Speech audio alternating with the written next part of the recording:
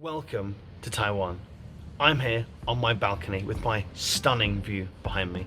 While this view may not be beautiful, I am just a stone's throw away from the absolutely gorgeous Yida mansion.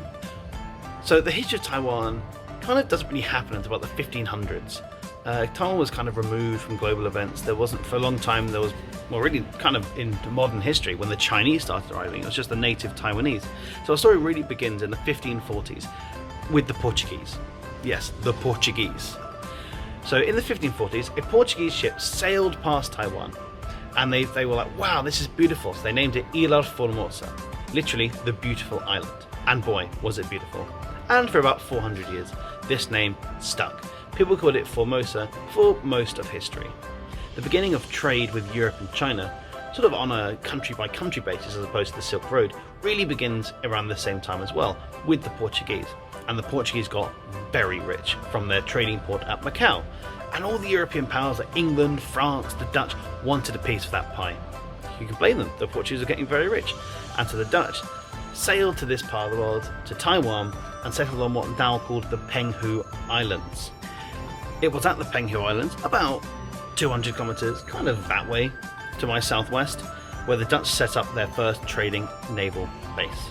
The Dutch maybe weren't the nicest people, using forced Chinese labour, killing up to maybe 1,500 people. Considering this is even today, there's only 40,000 people on the Penghu Islands. 1,500 deaths is a lot of people.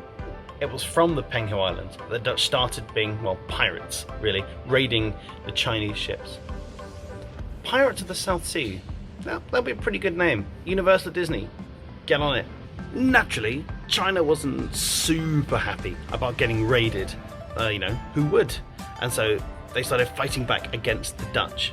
Eventually, war broke out between the Dutch East India Company and the Chinese government. And when we think of the European wars against China, we think of the Europeans destroying the Chinese. We think of the Opium Wars. But that's not for another 400 years, 200, 300, 400 years, really. So the Chinese beat the Dutch, and they kicked them out and said, no, you will trade where we say you can trade. We'll let you trade, just only where we say, and stop being pirates. And the Dutch lost, so they didn't have a choice. And so the Dutch retreated to the island of Taiwan, or Formosa. After arriving in Taiwan with 300 men, the Dutch quickly set out to build a mighty fortress in now Tainan, and it's still there today. After being kicked out of the Penghu Islands and forced to move to Taiwan, the Dutch, with 300 soldiers, set up a mighty fortress in modern-day Tainan. It's still there today. And they very quickly established a mighty colony within the country. In order to do this, the Dutch used their technology, their musket technology, to attack the natives, who have been removed from all of the world, really. They weren't used to it, and so they quickly attacked and brutally slaughtered many, many villages.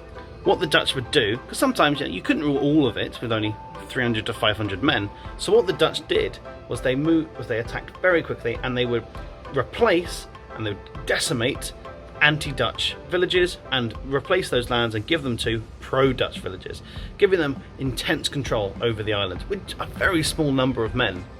The rapid and brutal assaults on the Taiwanese villages led to the Dutch being so dominant in the south, leading to a period known as the Pax Hollandica, literally the Dutch peace.